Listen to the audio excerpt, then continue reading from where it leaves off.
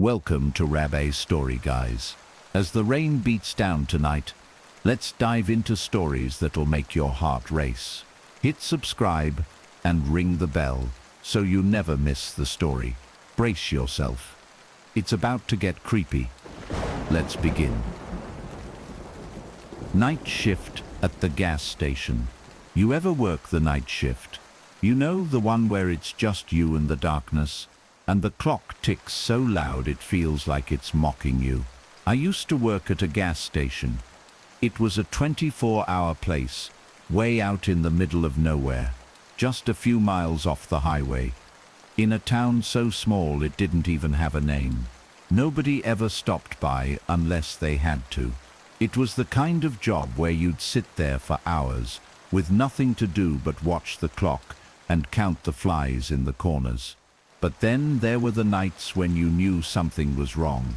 And this one night, well, this one's different. It started like any other. The usual routine: grab my coffee, check the register, turn on the lights. I'd been working this shift for a few months now, and I knew the ins and outs. The regulars came in at their usual times, but there was always that weird stillness about the place once the highway traffic slowed down after midnight. It was around 2:15 a.m. when it started. I was standing behind the counter, staring out the big windows that faced the pumps. The fluorescent lights above flickered like they always did, buzzing in the silence. And that's when I saw him, a man in a long coat, standing at one of the pumps. Didn't think much of it at first. People stop for gas at weird hours, especially on lonely stretches of road like this. He was just standing there, pumping gas, not moving much, just standing. But something about it was off. It was the way he was standing.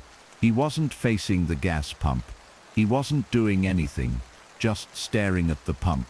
His face was hidden by a hood, his hand steady on the nozzle. I tried to shake it off. I had work to do. But then I noticed something else. The clock on the wall said 2:18, and he was still there, perfectly still. Now, I've been working nights long enough to know that time can mess with you when you're alone in the dark. But this felt different.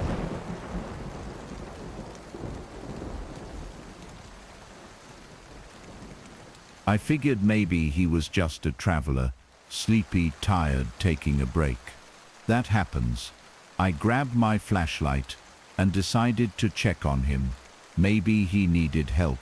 It's a small station, and I've had a few folks ask if the air pump works, or for a jump start. I stepped outside, trying to push down the unease in my gut.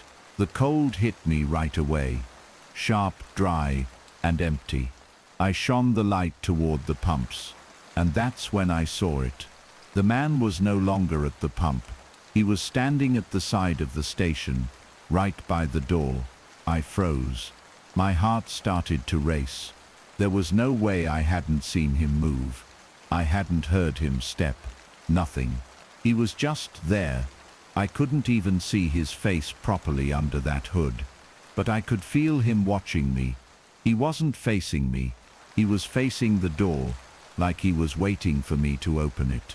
I stood there, staring back, my hand gripping the flashlight so tight, my knuckles turned white. I took a slow step back toward the door. My eyes locked on him, and when I looked at the clock, it was 2:21. That's when I realized it. Time hadn't moved. Not really. I stepped back inside, my eyes glued to the door. I locked it, and I waited. Maybe I was just tired. Maybe it was just the isolation.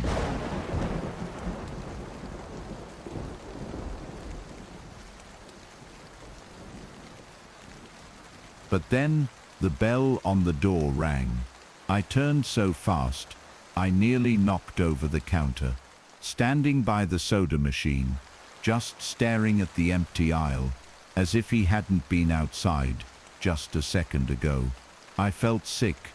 I knew then, this wasn't just some stranger looking for gas. I should have called the cops. I should have run, locked myself in the back, waited, but I couldn't. I couldn't move. He didn't say anything, not a word. He didn't even look at me, just kept standing there. Then right when I was about to make a move, he turned, walked to the door, and left. Just like that. I don't know how to explain it, but when he left, it was like something had shifted. The air in the station felt heavier. I felt like I wasn't alone anymore. The whole rest of the shift, I kept checking the cameras, but every time I looked, the parking lot was empty. The gas station was silent. The next day, I checked the logs. No car had pulled in. No transaction had been made. But the fuel pump had recorded a full tank of gas used. I never saw him again, but I know he was there. I know what I saw. And to this day, every time I drive past that station, I still check the pumps, just to make sure the man in the long coat isn't there anymore. And I'm always scared that one day, when I stop to fill up, I'll see him waiting by the door again.